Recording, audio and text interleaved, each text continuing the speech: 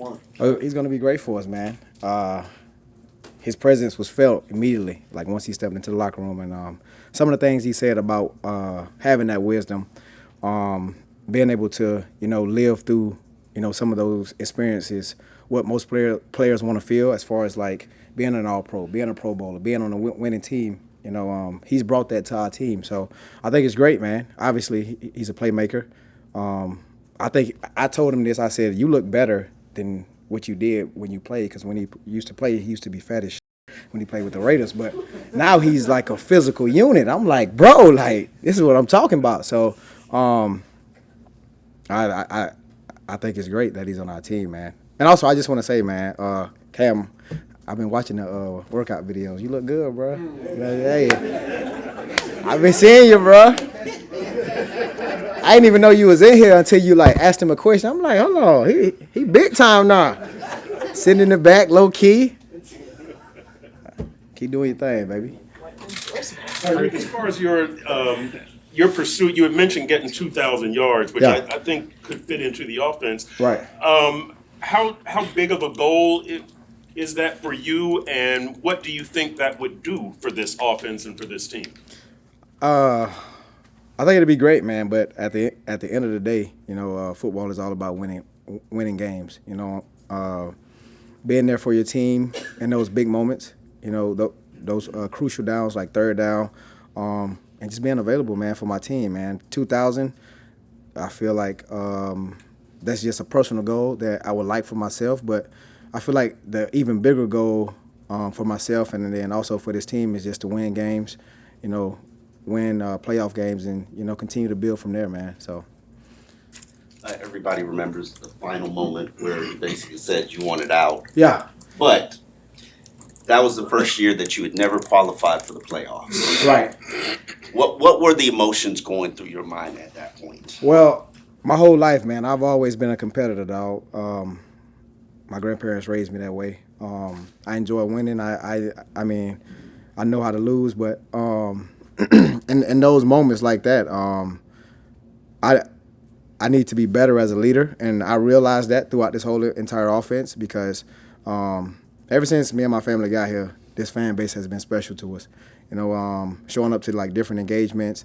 Whenever we meet people in the community, they've been great. So as a leader of this team and also as a leader of this community, I just need to be better in that sense.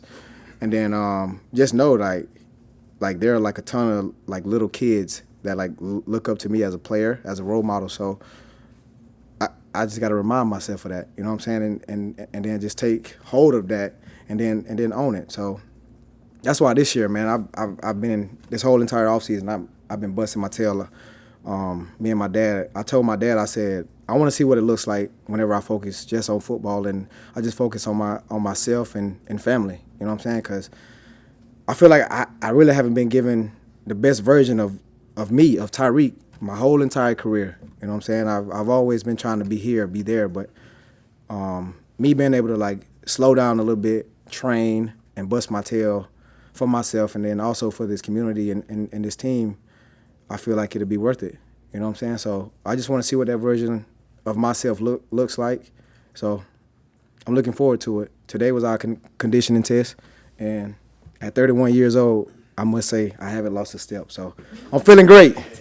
I'm feeling great. That's all I'm going to say. Tyreek, you said, like, what does it look like when you just focus on football? You're somebody who's interested in doing a lot of things. You stream, you're outside, you've got clothing company. So right. What does focusing on football, what does that look like?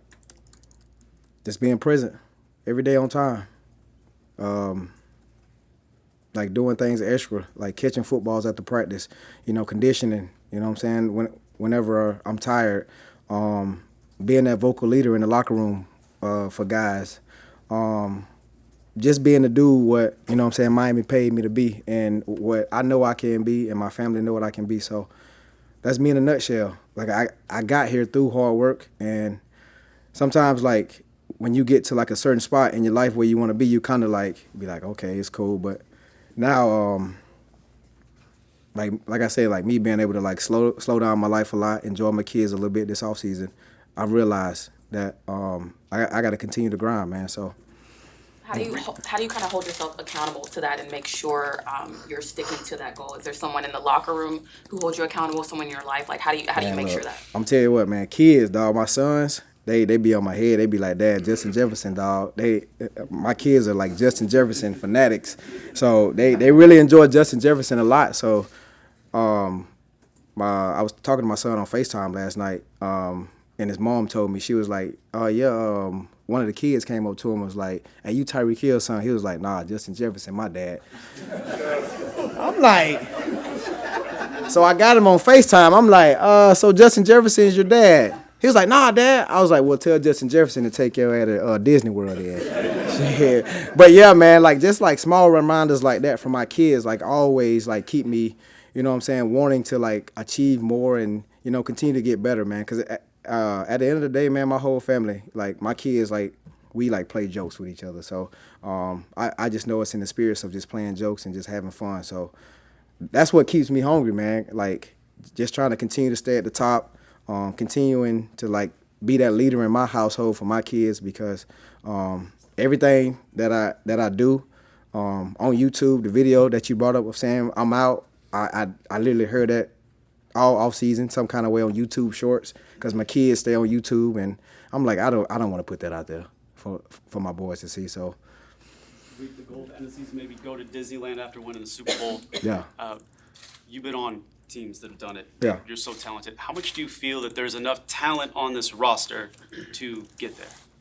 Well, we all know talent is one thing, but when you reach this level right here, man, it's all about, you know, being disciplined and, you know, continuing to be, you know, a good brother to like one another. So the brotherhood that we shared in Kansas City was very special, you know, and we still very close to this day. So I think if we're able to do that, you know, and we take constructive criticism, we stay proactive in our meetings, and we just stay strong, and we'll be all right, man. Because everybody's talented in the NFL, you know. So if we're able to set, Where are you with the rest in terms of the recovery? I feel great, man. Our training staff this whole entire offseason, we've been getting after it, man. So I feel great. I feel back to myself.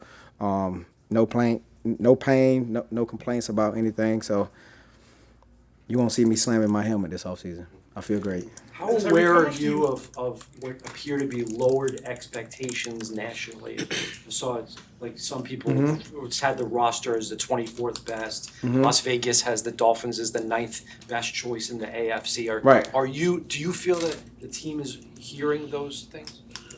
I don't believe so, man. But we try not to pay too much attention to outside noise, you know, because we control our own destiny at the end of the day. I mean, I think that's great. That people, you know, kind of put us in that underdog situation, because if coach brings it up or whoever brings it up, our receiver coach, that makes guys even more hungry. You know what I'm saying? To get back, you know, what's ours. So we have a real nice chance to be special here this year.